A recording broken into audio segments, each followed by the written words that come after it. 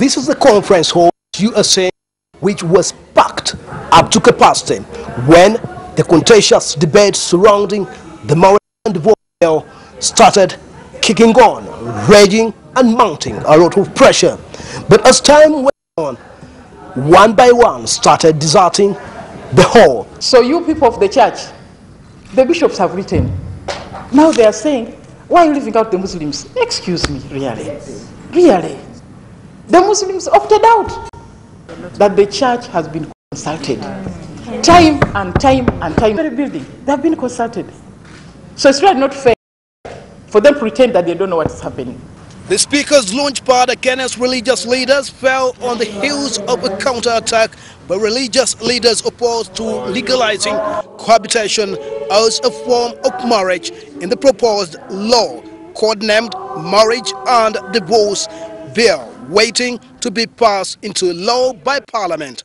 If we could also remove this issue of cohabitation, it is a direct affront to the legitimation of illegal marriage arrangements. How do we safeguard the rights and interests of these two people and the children? To which clan they belong? Where are they known? I know the church doesn't like the word cohabitation, but it's a reality. That is why you see sometimes you say there are mass weddings. Why? Because the church has convinced them now to what do they kurongosa? What they call kurongosa bufumbo. Speaker Kadaga also says the proposed law in waiting will only save the Islamic marriage because they have since years opposed as it contravenes with their Kurdic laws of marriage to which they subscribe to. She accuses Christians of accepting, engaging in consultations and even contributing to the bill. However, the proposed marriage does not completely make it a safe route for Muslims. An independent Muslim can also use the same sections of the law to move out of a troubled wedlock. The bill was coming here for the second reading, and the Muslims marched. They were ordered from the mosque, by the way. It was a Friday. They were directed from the mosque, you march to Parliament now. And they came here and said, for us, we don't want to be part of this law, we want our own law. So the government said, okay, we shall not force you to be part of this law. We shall make a law for you.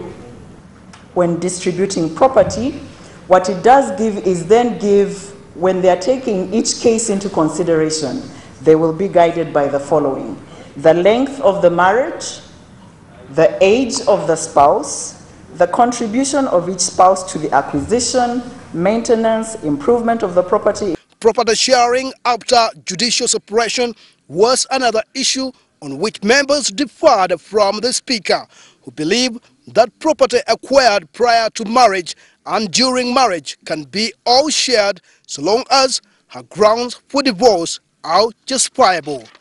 What do you want us leaders to do? We also say you go and beg on the street. You beg because your husband has sent you away. Something called consent.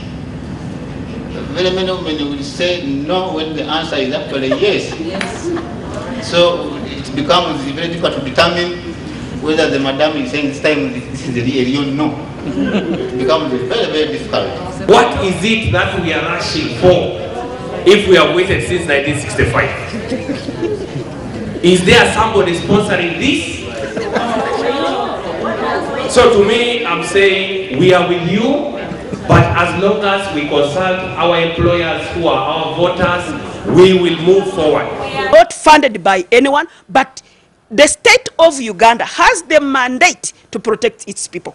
And that's what the state is doing. When this kind of thing comes, people want to use all sorts of things to bring it down.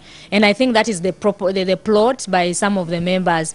Meanwhile, the Uganda Women Parliamentary Association have met President Museveni this evening to try and persuade him before he holds the NRM caucus on Saturday.